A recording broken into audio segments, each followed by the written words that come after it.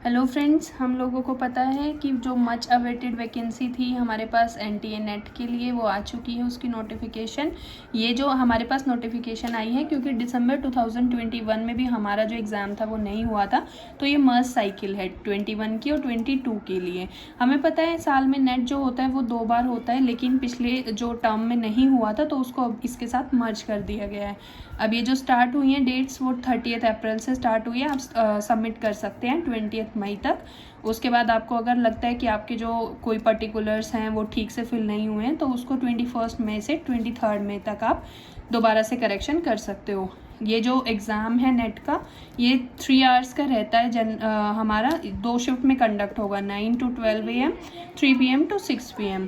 यहाँ पे जो आपकी एप्लीकेशन फ़ीस रहेगी वो जनरल के लिए 1100 रुपये और EWS OBC के लिए 550, SC ST PWD third gender के लिए 275 रहेगी। सबसे अगर बड़ी यहाँ पर चीज़ है वो है एलिजिबिलिटी की। सबसे पहले तो आपको 55% मार्क्स आपके मास्टर्स डिग्री में होने चाहिए। ये जो कंडीशन है ये जनरल या अनरिजर्व कैटेगरी के लिए है। अगर आप OBC SC या ST से बिलोंग करते हैं तो आपको 50% मार्क्स आपके मास्टर्स में होने चाहिए। अब सबसे ज़्यादा ज़रूरी है नेट। अगर आप चाहते हो नेट क्लियर करना तो सबसे पहले आपको पता होना चाहिए कि उसका पेपर पैटर्न क्या है। यहाँ पर आपके 2 पेपर होते हैं, पेपर 1 और पेपर 2। पेपर 1 जो होता है ये सबके लिए कंपलसरी होता है।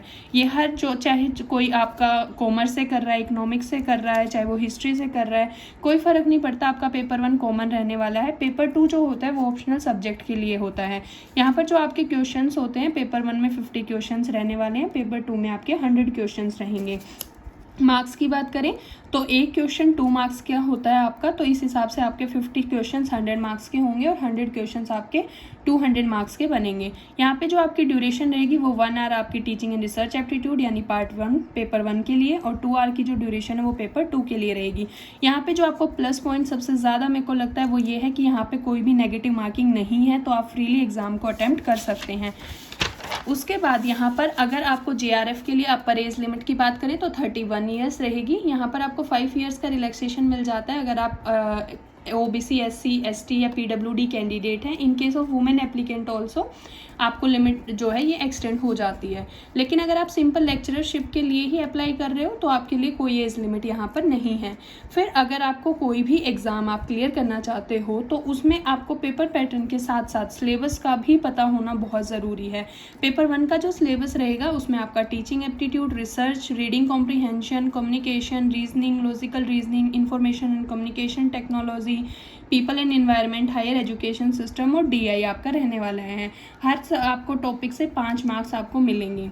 फिर आपका आता है पेपर 2। ये हर ऑप्शनल सब्जेक्ट के लिए जो सब्जेक्ट इसका सिलेबस रहेगा वो अलग रहने वाला है, लेकिन हमारा यहाँ पर जो फोकस है वो कॉमर्स पे है क्योंकि हम तैयारी कॉमर्स के लिए शुरू करेंगे, तो हमें इसका सिलेबस पता होना बहुत ज़रूरी है।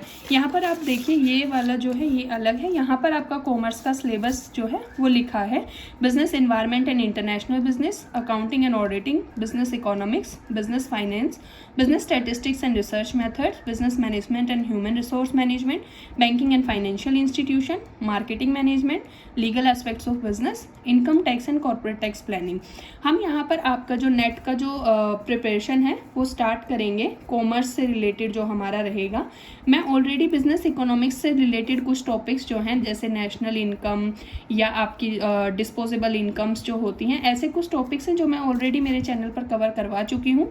आप एक बार उनको देख लीजिएगा। यहाँ से हम अपना जो टॉपिक है वो शुरू कर चुके हैं।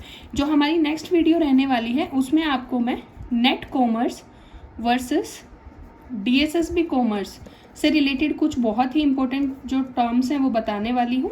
तो अगर आप ये नेट की तैयारी करना चाहते हैं तो इसके साथ साथ ये वाली वीडियो भी देखेंगे तो आपको बहुत हेल्प मिलने वाली है। Thank you so much.